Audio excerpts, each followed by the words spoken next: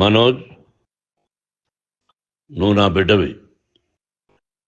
లక్ష్మీ ప్రసన్న, విష్ణువర్ధన్ బాబు, మనోజ్ కుమార్. నిన్ను ఎలా పెంచానురా నేను? అందరికంటే నిన్నే గారాభంగా పెంచానురా. నీకే ఎక్కువ ఖర్చు పెట్టి చదివించాలని ప్రయత్నం చేశానురా. నువ్వు ఏది అడిగినా నేను నీకు ఇచ్చానురా. కానీ ఈ రోజున నువ్వు చేస్తున్న పని బిడ్డల గుండెల మీద తంతారంటారే, అలా తన్నేవరా. మనసు ఆవేదనతో కింగిపోతుందిరా. నేను మీ అమ్మ ఏడ్చుకుంటున్నావురా. జర్నలిజం ఉన్నది లేనిది, లేనిది ఉన్నట్టు రాస్తున్నారా. నువ్వు నన్ను కొట్టడం ఏంట్రా? నా బిడ్డ నన్ను తాకలా. ఇద్దరం ఘర్షణ పడ్డాం కొన్ని కారణాల వల్ల. ప్రతి ఫ్యామిలీలోనూ ఉంటాయిరా ఇవి. లేనివాడు ఎవరైనా ఉంటే ప్రపంచంలో ఒకరున్నారేమో, 1% ఉంటుందేమో. అటువంటి వాళ్ళ ఇంటికి వెళ్ళి కాళ్ళు గడిగి నిద్ర పూసుకోవచ్చు. భారత భాగవత రామాయణాలు చూశావు కదరా. ఏమిటిది? మీ అమ్మ ఎంత కుమిలిపోతుంది ఈ రోజున హాస్పిటల్ చేరింది.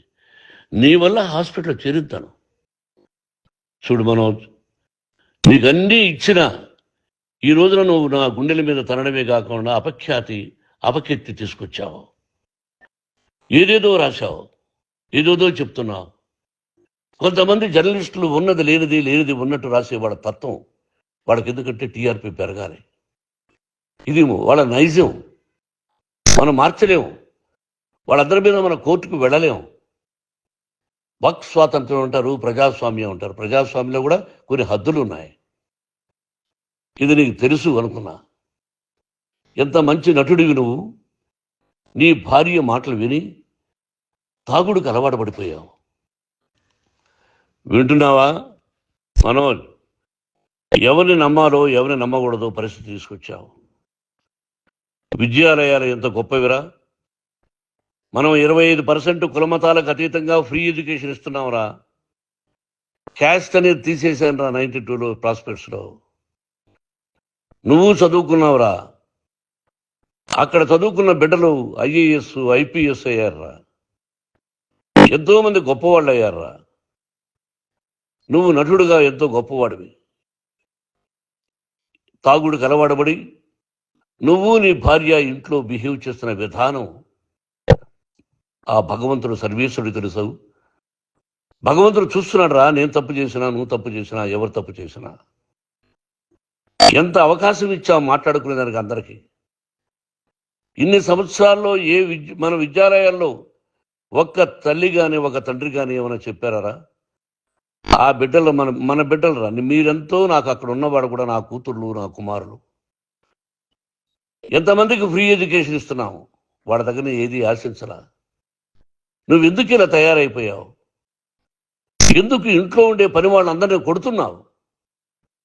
పనివాడు వాడు పని చేసుకున్నానికి మన ఇంటికి వచ్చాడు రా. ఆ పనివాడిని కొట్టడం చాలా మహాపాపంరా. నేను వేరురా. నేను దండించడం వేరురా. నేను ఎవరిని ఆ చిన్న చిన్న వాళ్ళని కొట్టి ఇచ్చేసి చేయలేదురా. సినిమా ఇండస్ట్రీలో మోహన్ బాబు కొడతాడు, తిడతాడు అంటే అది షూటింగ్లో జరిగి ఉండొచ్చేమో. కానీ ఇంట్లో ఉండి 10 సంవత్సరాల నుంచి 20 సంవత్సరాల నుంచి పనివాళ్ళు ఉన్నారు. నేను ఇంట్లో లేని సమయంలో వాళ్ళందరినీ కొట్టి వాళ్ళ ఫోన్ లాక్కొని ఒకడైతే చచ్చిపోవాలి. వాడు పోలీస్ కంప్లైంట్ ఇచ్చి ఉండొచ్చు. నేను వద్దు అని వాడిని బతిమాలాడు. పోలీస్ కంప్లైంట్ కూడా ఇవ్వలా. ఇంకైనా నువ్వు నీ భార్య మారి బయట ఉండండి రా అన్నాను నేను. లేదు డాడీ, తప్పు చేయనని ఒకసారి వచ్చావు, మళ్ళీ తప్పు చేశావు, మళ్ళీ వెళ్ళావు, మళ్ళీ ఈసారి తప్పు చేయనన్నావు. ఏమండి వీడు తప్పు చేయడం అని మీ అమ్మ చెప్పింది. ఇంట్లో పెట్టుకున్నా. మళ్ళీ నువ్వు చేస్తున్నది, ప్రతిరోజు నువ్వు తాగుతున్న విధానం నీకే తెలుసు. ఇది ప్రజలు నమ్ముతారా లేదా అనవసరం నాకు. నేను నీకు చెప్తున్నా, ఇంతటితో పులి స్టాప్ పెట్టాలి. 3 రోజుల నుంచి రకరకాలుగా రాస్తున్నప్పుడు నా మనసు ఆవేదనతో ఉంది. మళ్ళీ చెప్తున్నా, Mohan Babu university is greater than temples. Greater than temples. బిడ్డలను కాలేజీలో చేర్చుకునే ముందు చెప్తారు, అన్నయ్య ఎంత ఉంది యూనివర్సిటీ రూల్స్, ఇది మా పద్ధతి, మీకు ఇష్టమైతే చేర్చండి. గవర్నమెంట్ బిడ్డలను గవర్నమెంట్ ఏమిస్తుందో ఇంత పర్సంటేజీ వాళ్ళకు కూడా మీ దగ్గర ఎందుకు డబ్బు తీసుకుంటున్నామంటే దానికి అర్థం పరమార్థం చెప్పాము. దొంగతనంగా తీసుకోలేదు, ప్రతి దానికి చెక్కులు ఉన్నాయి, అది అకౌంట్ ఉంది. దానిలో తప్పులు జరిగితే డిపార్ట్మెంట్ ఉంది, కాలేజీలో ఏదైనా తప్పు జరిగితే గవర్నమెంట్ ఉంది. ఇవన్నీ నీకు తెలుసు. ఈ రోజున ప్రపంచంలోనే నెంబర్ 1గా చేయాలని మీ అన్న కష్టపడి ఇతర దేశాల్లో నెంబర్ 1 యూనివర్సిటీ టైఅప్ చేశాడు. ఈ రోజు నువ్వు చేసిన విధానం ఏమిటి? నువ్వే ఒకప్పుడు నాకు ఇవి ఏమొద్దు, నేను యాక్టింగ్ అన్నావు. ఈ రోజున ఏం చేస్తున్నావు? విద్యాలయాల మీద పడ్డావు. తల్లిదండ్రులు చాలా గొప్పవాళ్ళరా. కొంతమందికి డబ్బు కట్టలేకపోవచ్చు, కట్టని వాళ్ళకు కొంత సహాయం చేసాం, అంతా సహాయం చేయలేము. బ్యాంకుల్లో డబ్బు కట్టాలి, లెక్చరర్స్కి డబ్బులు ఇవ్వాలి, యూనివర్సిటీ బ్రహ్మాండంగా నడపాలంటే మంచి లెక్చరర్స్ కావాలి. ఇవన్నీ తెలిసి చేస్తున్నావురా 32-33 సంవత్సరాల నుంచి. అది పక్కన పెడితే అందరినీ కొట్టడానికి వస్తావు, మీ అన్నం తిడతావు. ఒక వ్యక్తి వినయ్ గారని ఆయన వ్యక్తి హెల్ప్ చేయడానికి వస్తే ఆ వినయ్ ఎవరు లజ్జాగుడికి చంపేస్తాను వాడు అన్నావు. ఇవన్నీ ఎంత తప్పురా? అంటే మీ నాన్నగారికి ఎవరు సహాయం చేయడానికి వస్తే వాళ్ళందరినీ లజ్జాగుడుకులు అంటావు, చంపేస్తానంటావు. మీ అన్నను చంపేస్తానన్నావు. చంపరా చూద్దాం మీ అన్న, నేనే అన్నా. తాకరా నీ ధైర్యం ఉంటే అన్నా. ఎంతమందిని చంపాలనుకుంటున్నావు, ఎంతమందిని చేయాలనుకుంటున్నావు, నువ్వు ఏం సాధించాలనుకుంటున్నావు? ఆలోచించుకో. ఈ ఇంట్లోకి అడుగు పెట్టడానికి నీకు అధికారం లేదు. ఇది నా కష్టార్జితం. మా నాన్నగారు 10 రూపాయలు 10 పైసలు కూడా ఇవ్వలేదురా. మంచి జన్మనిచ్చాడు మా నాన్నగారు. మద్రాసుకు వెళ్ళి వీధుల్లో అడుగు తిన్నాను రా. ఒక పూట కూడా భోజనం లేకుండా అడుగు తిన్నాను రా. న్యాయంగా మోహన్ బాబు తిడతాడు కొడతాడంటారు కానీ మోసగడనం లేదురా. నీట్ పార్లమెంటేరియన్గా బయట వచ్చాను రా. నువ్వు నా పరువు ప్రఖ్యాతులు మంట కలిపావు. ఏమిటి నేను చేసిన అన్యాయం? నీకు జన్మనిచ్చాను, అదా నేను చేసిన పాపం. అందుకే ఇది నా ఇల్లు అన్నావు. నువ్వు నీ ఇల్లు కాదు, నీ కష్టార్జితంతో నువ్వు సంపాదించుకున్న ఇల్లు నీది. ఇది నా డబ్బు, నా కష్టార్జితం. నా కష్టార్జితంలో నేను పిలిస్తేనే మీరు ఇంట్లోకి రావాలి. అటువంటిది పోగొట్టుకున్నావు నువ్వు. ఆస్తులు అంటావా, ముగ్గురికి సమానంగా రాయాలా లేదా అది నా ఇష్టం.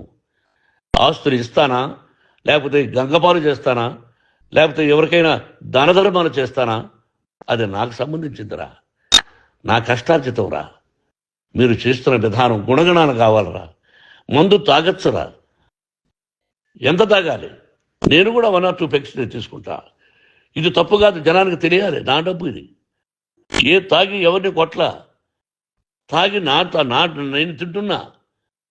అది ప్రజలకు అక్కర్లా. నేను తప్పు చేస్తేనే ప్రజలకు కావాలా. ఇవన్నీ ఉన్నాయిరా, ఇవన్నీ తెలుసుకో. జర్నలిస్ట్ సోదరులారా, మీకు నా గతాన్ని తెలుసు, నా భవిష్యత్తు, నేను ఎక్కడి నుంచి వచ్చాను కూడా మీకు తెలుసు. ఈ రోజున మీరు రాస్తున్న విధానం, నా బిడ్డ నన్ను కొట్టాడన్నారు, ఎంత తప్పు. ఈ రోజున నా బిడ్డ మీద కోపంతో అవును చెప్పచ్చు, కాదు. వాడు నా మీద చెయ్యెత్తలేదు. నేను ఘర్షణ పడ్డాం. ఘర్షణ వేరు, కొట్టుకోవడం వేరు. గాయాలతో హాస్పిటల్కి వచ్చి కుంటుకుంటుగా నడిచాడు. మళ్ళీ ఏమని పోలీస్ స్టేషన్కి వెళ్ళి చెప్పాడు. ఎవరో 2 ఉన్నారు, వాళ్ళిద్దరూ నా మీద దాడి చేశారన్నాడు. నా ఇంట్లో పనిచేస్తున్న వ్యక్తుల గురించి పోలీస్ స్టేషన్కి వెళ్ళి చెప్పవలసిన అవసరం అతనికి లేదు, హక్కు లేదు. పోలీస్ డిపార్ట్మెంట్ కూడా తెలుసుకోవాల్సిన విషయం. నా ఇంట్లో ఉండే వర్కర్స్ మీద నేను కంప్లైంట్ ఇవ్వాలి. నువ్వు పర్మిషన్ లేకుండా నా ఇంట్లోకి నువ్వు చొరబడి ఇల్లు నాదంటూ ఇంట్లో పనిచేస్తున్న వర్కర్స్ మీద కంప్లైంట్ ఇచ్చావు. అది ఎంతవరకు పోలీసు న్యాయమో రూల్సో చూద్దాం. పోలీస్ డిపార్ట్మెంట్ ఇంటికి వచ్చింది. వాళ్ళకి రాశాను ఉత్తరం, అయ్యా నేను సీనియర్ సిటిజన్ని, నాకు రక్షణ లేకుండా ఉంది, నా బిడ్డ వల్ల నా ఇంట్లో ఇచ్చి నా బిడ్డను పంపించేసి ఇది నా ఇల్లని. వాళ్ళు నాకు సమాధానం ఇవ్వలేదు. ఇవ్వకపోగా ఎవరిని పట్టించుకోలేదు. ఇప్పుడు పోలీసు వాళ్ళు వచ్చి ఏమన్నా రూల్స్ ప్రకారం నా బిడ్డ ఇంటికి రాకూడదంటే మాకు హయ్యర్ డిపార్ట్మెంట్, హయ్యర్ అథారిటీ వాళ్ళు ఫోన్ చేశారు, మీరు ఎవరిని స్టాప్ చేయొద్దండి, బయట నుంచి ఎవరైనా వస్తే వాళ్ళని స్టాప్ చేయండి అన్నారు. 2 రోజుల నుంచి 10 మంది 20 మంది వస్తున్నారు. వాళ్ళు అలా చూస్తూ నిలబడ్డారు, వాళ్ళు ఫోటోలు తీసుకున్నారు, వాళ్ళ మీద మళ్ళీ వదిలేస్తున్నారు. ఎవరిని నిందించాలి? But I give respect to the police department. వాళ్ళకి ఎవరు ఏ అధికారి ఫోన్ చేశాడో, ఆ అధికారికి ఏ పొలిటీషియన్ చేశాడో అది వాళ్ళకే వదిలేస్తున్నా. కాబట్టి వాళ్ళు పోలీస్ కంప్లైంట్ ఇచ్చినా కూడా మేము సంబంధం లేదని అంటున్నారు కాబట్టి నేను నా బిడ్డను నిన్ను నాపు చేస్తున్నా. నువ్వు ఇంట్లోకి వచ్చే అధికారం నీకు లేదు.